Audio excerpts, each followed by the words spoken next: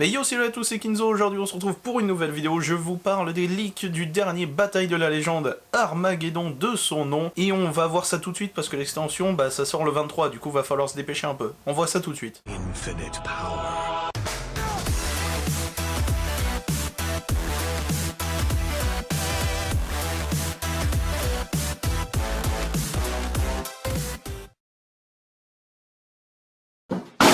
Tout d'abord, on a numéro 39, Utopie en langage astral. Et qu'est-ce que le langage astral?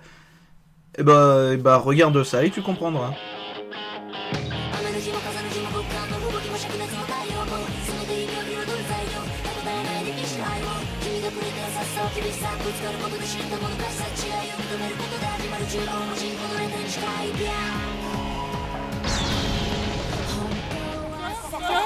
Cet opening est génial. Sauf que ce Utopie sera disponible que en Starlight et donc tombera très peu. Et en tout cas, c'est ce qui risque de se passer étant donné que dans les extensions principales, une Starlight c'est une toutes les 20 displays.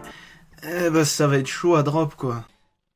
C'est honteux. Ensuite, on a les fameux fusions fossiles dont je vous ai déjà parlé, donc je vais pas m'étaler sur ce sujet, allez voir la vidéo. Ah oui, mais j'ai dit qu'il fallait se dépêcher, hein. Après, il y a les Numéron, pareil, allez voir la vidéo.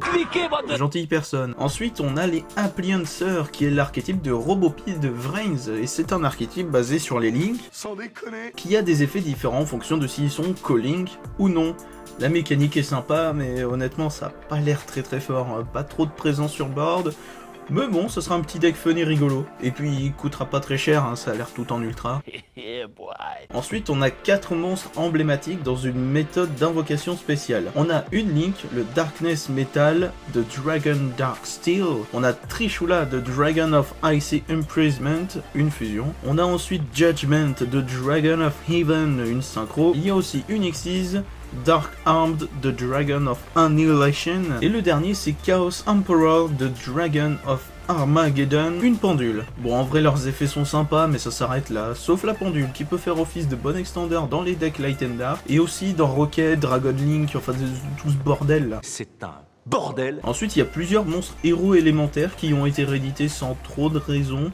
Neos Alius, Chaos Neos, Escurado, mais surtout Shining Flare Wingman qui valait très cher. Bon après c'est de la collection, mais c'est sympa à prendre aussi. Il y a plusieurs cartes Blackwing qui ont été rééditées comme Tourbillon Noir.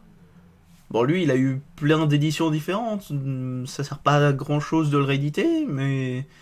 Bah si, pour le foutre en secret. Deck. Par contre, il y a Chris de Crack of Down qui est réédité, et ça fait plaisir parce qu'il commençait à coûter un petit billet quand même. Hein. Et puis, il y a Soaya de Rainstorm qui était en commune et qui était pas joué, ou alors pas beaucoup. Bon. Je m'en bats les couilles. Madolche Angeli est réédité, ce qui est cool parce que c'était une des 2 cartes Madolche qui restait qui valait très cher. Il y avait elle et le Uhuto il est pas réédité lui. Il y a aussi Sanctuaire Artefact de réédité, c'est cool parce qu'il valait un petit billet aussi, malgré une réédition. Pratiquement tout le line-up Invoked est réédité, mais c'est surtout Invocation qui est intéressante puisqu'elle est montée sur les coups de 20€ passé un moment. Donc c'est vraiment cool. Et juste avant d'enregistrer cette vidéo, j'ai vu qu'elle était en secret, donc on va juste espérer qu'elle descende quand même pas mal de prix, hein, parce que passer de 20 à 19,50, bon, c'est pas ouf. C'est honteux. Après on a Danger Jackalope de réédité, mais que lui, il va se sentir seul ce petit lapin. Mais non Kinzo, ce n'est pas un lapin, c'est un jackalope, c'est un cryptide aux États-Unis qui se rapproche d'une antilope et... Cassez pas les couilles hein. On a également Salamangreat Sunlight Wolf de réédité. Alors après sa sortie en ETS, il valait plus grand chose, mais je sens venir le Sunlight Wolf en secret. Deck. Paris pour Gazelle, elle est rééditée, sûrement en secret.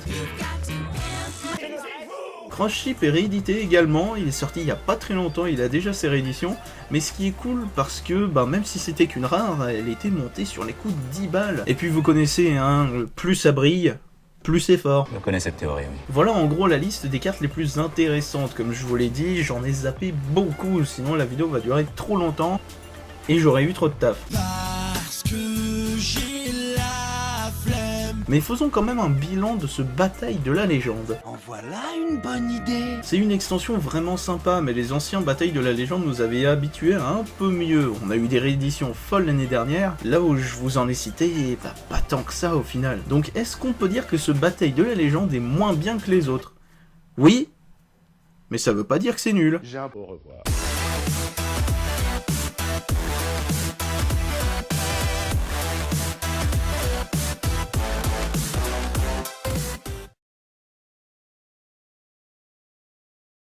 Cassez pas les couilles, hein.